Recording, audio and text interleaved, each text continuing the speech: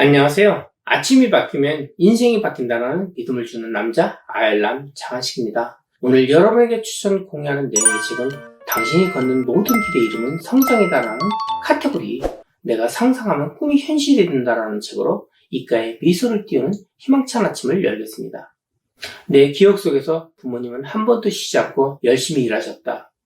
그러나 사업이 조금 안정적이다 싶으면 항상 예상치 못한 일이 터졌다. 아르바이트 학생들이 실수를 낸 불이 옆 건물까지 옮겨부터 막대한 피해를 가져왔고 믿었던 사람에게 사기를 당하셨다. 그러나 같은 고난 속에서도 끝까지 포기하지 않고 열심히 일하신 결과 부모님의 사업은 어느 순간 승승장구하기 시작했다. 우리는 가족 모두 유럽 여행을 다녀오게 됐고 좋은 옷도 사입고 외식도 하면서 나름 풍족하게 지냈다. 그러나 숨지고 있었던 불행이 연달아 찾아오기 시작했다. 매장에 입점했던 백화점들이 부도가 나면서 받기로 약속된 어음들이 전부 휴지 조각이 된 것이다. 부모님은 회사를 살리기 위해 부단히 노력했지만 결국 회사는 산산조각이 났다. 우리 가족은 그렇게 도망치듯 국경을 넘었다. 나는 언젠가는 외국에서 살아보고 싶은 마음이 있었지만 그 꿈이 이런 방식으로 이루어지길 바란 적은 한 번도 없었다. 그러나 내 의지와 상관없이 고생으로 점철된 삶은 오랫동안 계속되었다. 새로운 장소에 적응한다 싶으면 어느새 짐을 싸서 이사를 해야 하는 황당한 일이 많았다. 나는 겉으로 보기에는 해외에서 빛나는 청춘을 보내는 것 같았지만 사실 10년 동안 이어진 방랑자 생활로 속이 문드러지고 있었다. 그럴수록 약한 모습을 감추고 더 과장된 웃음으로 나를 위장했다. 20대의 나에게는 내 집은커녕 내 나라도 없었다. 떠들이 삶을 살면서 얼마나 한국으로 돌아가고 싶었는지 모른다. 처음에는 빚쟁이를 피해 인도네시아로 향했으나 도저히 일자리를 구할 수 없어 어쩔 수 없이 국경을 넘었다. 그리고 도착한 뉴질랜드에서는 직장을 구하고 잘 적응했으나 갑자기 이민법이 변경되어 아무리 노력해도 영주권을 얻을 수 있는 방법이 없었다. 그런 상황에서 비자 문제까지 겹쳐 불법 체류자가 되기 전에 정든 땅을 다시 떠나야만 했다.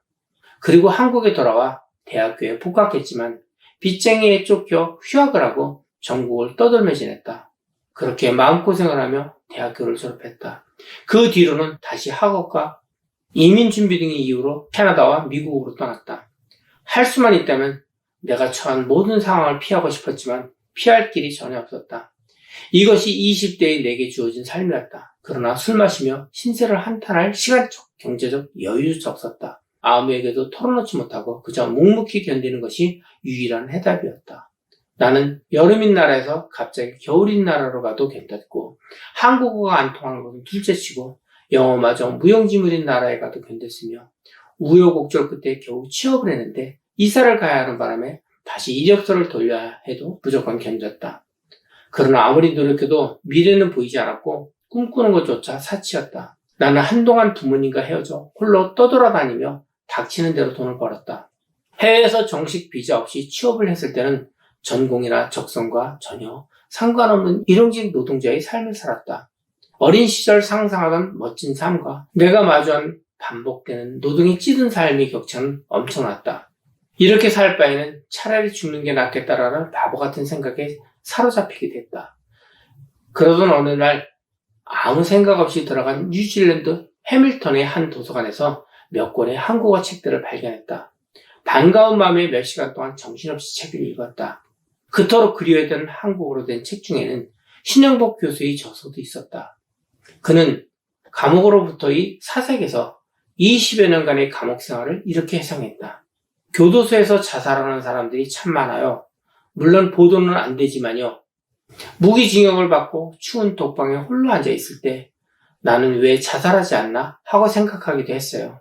심각하게 고민했었죠. 그가 자살하지 않은 이유는 바로 햇볕이라고 했다.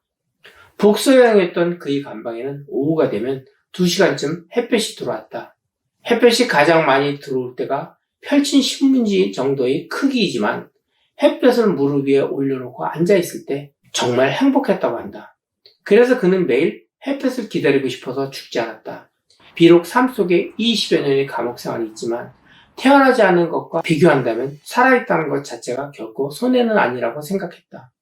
매일 2시간쯤 들어오는 무릎 면적의 햇살은 그에게 살아야 할 충분한 이유가 되어주었다. 그 글을 보고 감옥에 갇혀있는 사람들에 비한다면 나는 얼마나 자유로운 사람인가 하는 생각이 들었다. 비록 아르바이트를 하며 부당한 일을 많이 겪긴 했지만 원하면 어디로든 떠날 수 있고 원하는 만큼 공부하고 먹고 싶은 음식들을 사 먹을 자유도 있었다. 그제야 내게 주어진 자유가 얼마나 대단한 것인지 알게 되었다. 나는 더 나은 삶을 향하는 방법들을 매일 연구했다. 나를 둘러싼 모든 것이 항상 변했기 때문에 나도 함께 날마다 새롭게 변해야 했다. 너무 바빠서 불평할 틈은 없었다. 시차 적응이 끝나기 전에 신문에 구인 광고란을 뒤지며 이력서를 넣고 바로 취업해 돈을 벌었다. 그렇게 매일 반복되는 변화 속에서 나는 남들에게는 잘 보이지 않는 숨어있는 기회를 포착하는 능력을 얻었다.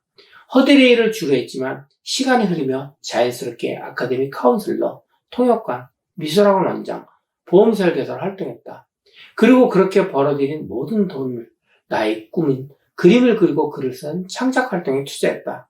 그렇게 나는 직장을 떠나 평생 꿈꾸던 화가, 컬러니스트, 사진작가, 강연가로 활동할 수 있는 용기와 기회를 얻었다.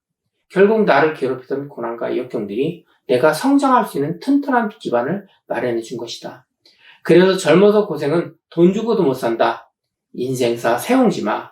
비온 뒤에 땅이 굳는다라는 옛말이 정말 맞는 말이라는 것을 깨달았다. 수많은 사람을 만나며 겪은 탄탄한 인생 경험은 두꺼운 보고서로도 대신할 수 없는 나만의 직감적인 본능을 일깨워주는 원동력이 되어 내 삶을 풍요롭게 만들고 있다. 나는 내 삶이 지향하는 목표와 꿈을 찾았고 그 중에서 독특하고 창의적인 꿈들을 모두 이루며 살아간다. 로버트 브라우닝은 위대한 사람들은 단번에 높은 곳으로 뛰어오르는 것이 아니라 많은 사람이 단잠을 자는 밤에 홀로 일어나 괴로움을 이기고 일에 몰두했다라고 말했다. 만약 당신이 지금 멈춰서 있다면 용기를 내서 다시 걸어보자. 시간이 지나면 지금 걷고 있는 모든 길의 이름이 성장이라는 사실을 알게 될 것이다. 내가 상상하면 꿈이 현실이 된다 중에서 책을 읽어가면서 저희 20대 청년 시절에 힘들었던 삶이 떠올랐습니다. 저희 책 운이 있는 사람은 세상을 탓하지 않는다와 공감되는 부분이 다소 있었습니다. 책은 스승이요 진리라고 합니다. 여러분의 꿈이 책으로 등대처럼 밝게 비추어 꿈을 이루시길 기원합니다. 감사합니다.